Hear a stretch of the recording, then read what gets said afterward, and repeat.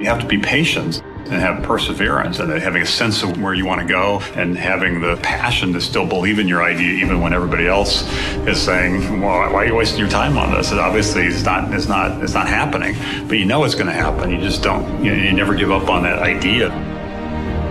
I think what's great about the truly transformative inventions and the entrepreneurial ideas that really end up having a significant impact is they start relatively small and most people don't quite understand even what you're talking about. And they take some time before they get traction, but eventually they break through and the impact's far broader than anybody could have imagined. Entrepreneurs who want to change the world, want to have a significant impact, don't want to just build a company, they want to build an industry, don't want to just create another product or service, they really want to fundamentally improve aspects of people's lives.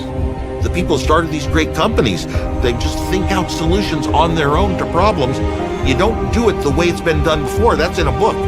You go out and you try something new because you think that you'll be able to make it work.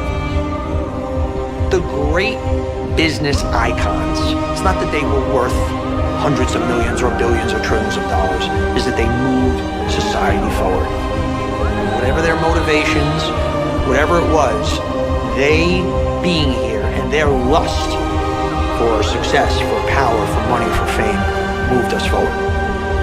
Every great business leader I've ever met, in addition to being very smart, very driven, they have this, why not me? Screw it, I deserve it, let's go. And if you don't have that, you can't achieve greatness. With all the great entrepreneurs, it was a mix of believing in an idea, but they also recognized that they had to do some things to take that idea and make it real. It probably comes early in an entrepreneur's life where you realize you're willing to do things in the business world that other people aren't willing to do. Everybody has got ideas and everybody's got ambitions, but most people aren't willing to cross that line. And I think an entrepreneur that's successful, that's your nature. Wherever there's change, wherever there's uncertainty, there's opportunity. You have to be able to take risk. You can't have greatness in anything without putting it on the line, and otherwise everybody would have it. If there was no loss, if there was no chance of tremendous failure or tremendous setback, you can't have the upside. There is no success without risk-taking. And I think that is actually what distinguishes the captains of industry from others. You have to be smart, you have to have vision, you have to have all of these different things. But the most successful people are the people that had the right idea but never, ever quit or gave up. The people that really succeed in life are those that don't quit. People react to failure in one of two ways. Either they get scared and give up, or they take that failure as a learning experience, and they kind of use that experience to redouble their efforts. I guarantee if these guys were alive today, they wouldn't be telling you about their successes. They'd be telling you about their early failures or the places they almost failed. That's the great motivator, and you have to be able to embrace that. If you can't embrace both failure or the possibility of failure or the tremendous fear of failure, you can't be wildly successful. It's an axiomatic truth. One striking thing about Carnegie, and this is true of the great entrepreneurs, they're willing to take risks. They're willing to roll the dice and bet, in later days, the whole corporation, or in this case, bet his career. Most people are too busy looking on the outside to really check what their barometers say inside.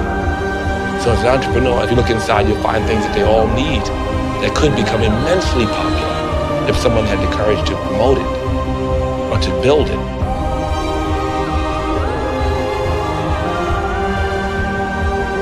Every business has some uniqueness, either unique talent, unique product, unique capacity, and the trick is to find it and capitalize on it. You're always looking for the next innovation, the next niche, the next product improvement, the next service improvement. You're always trying to get better. He's looking into the future. He looks across the Mississippi and he sees a bridge. And he's able to see that future and then willing to have enough confidence in his vision to put everything he's got into it and he's willing to convince others that he knows what that future is going to be.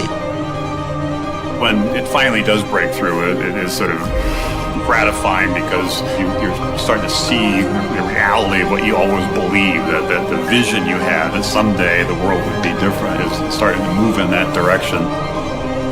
If you're in a well-run company, competing against other well-run companies, you're coming up with ideas to jump them. You're gonna be thinking, they might do this, I'm gonna do this.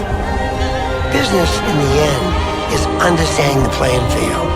Tell me who's on it, what their strengths are, what their weaknesses are, and what is your checkmate play to top them and nail them. And so you're always in that competitive game. You're looking at innovation. You're looking at leapfrogging, trying to get ahead of them. You're never complacent. You're semi-paranoid about what they're doing. That's what a game is all about. Oftentimes I'm asked, do you have to be ruthless to be very successful? And I say, you do not have to be ruthless, you have to be smart. Smart is the key word. You have to be smart. I never like to look back. I'm a very forward-thinking person and a very positive-thinking person.